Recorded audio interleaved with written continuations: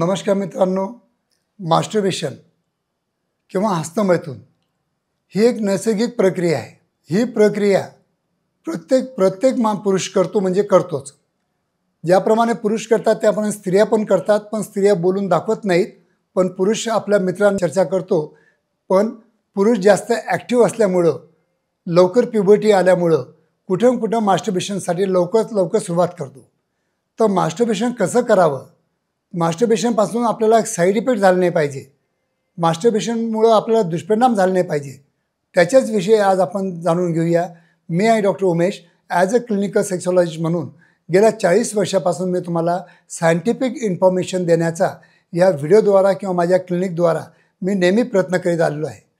मित्रांनो, मास्टरबेशन करणं हे काही चुकीचं नाही आहे, पण तुम्ही खूपच अति मास्टरबेशन करत असाल किंवा मास्टरबेशनचं तुम्हाला ॲडिक्शन झालं असेल तर खरोखर ते चुकीचं असतं।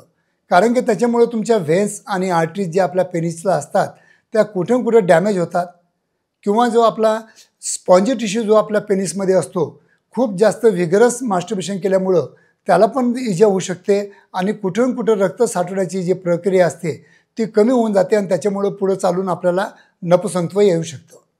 तर मित्रांनो, आजच्या घडीला जेव्हा आता मी 40 वर्षापूर्वी प्रॅक्टिस करायचो तर स्ट्रोकर म्हणून जे आपले प्रॉडक्ट असायचे, असे काही प्रॉडक्ट अवेलेबल नव्हते।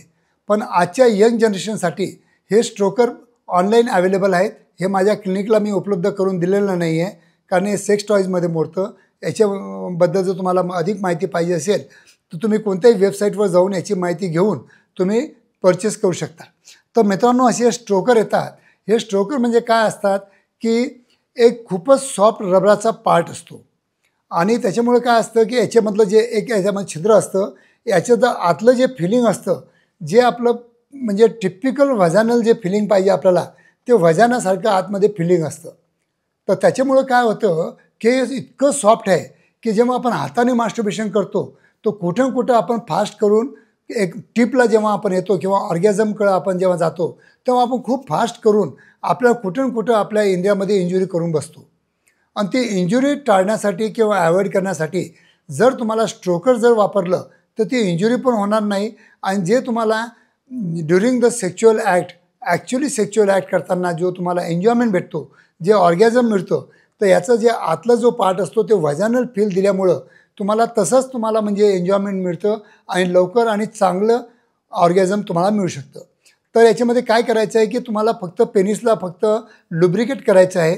तुम्ही ते पॉन्ड्स कोल्ड क्रीमने करू शकता किंवा खोबऱ्याच्या तेलाने करू शकता किंवा अल्पाजेन ऑइलसारखे ऑइल असतात त्यांनी पण करू शकता, जेणेकरून डबल बेनिफिट तुम्हाला मिळू शकतात। तर तुमच्या इंद्रियाला लावायचं आहे आणि त्याच्यानंतर तुम्हाला ह्या स्ट्रोकरमध्ये तुमचं पेनिस इन्सर्ट करायचं आहे। जसं स्ट्रोकरमध्ये मी पेनिस इन्सर्ट केलं समजा फॉर एक्झाम्पल, तर तुम्हाला असं ग्रिप करून असं फास्ट तुम्हाला असं करायचं आहे, स्लोली करायचं आहे। स्लोली जसं तुम्ही इंटरकोर्स करता तसं स्लोली करायचं आहे आणि त्याच्यामुळं कुठेही तुम्हाला इंजुरी होणार नाही, कारण हे आतून खूपच सॉफ्ट आहे। हे मटेरियल जे आहे खूप व्हेरी सॉफ्ट, तर त्याच्यामुळं कुठेही इंजुरी होणार नाही आणि तुम्हाला इंटरकोर्स सारखंच तुम्हाला फिलिंग देणार आणि ऑर्गॅझम देणार।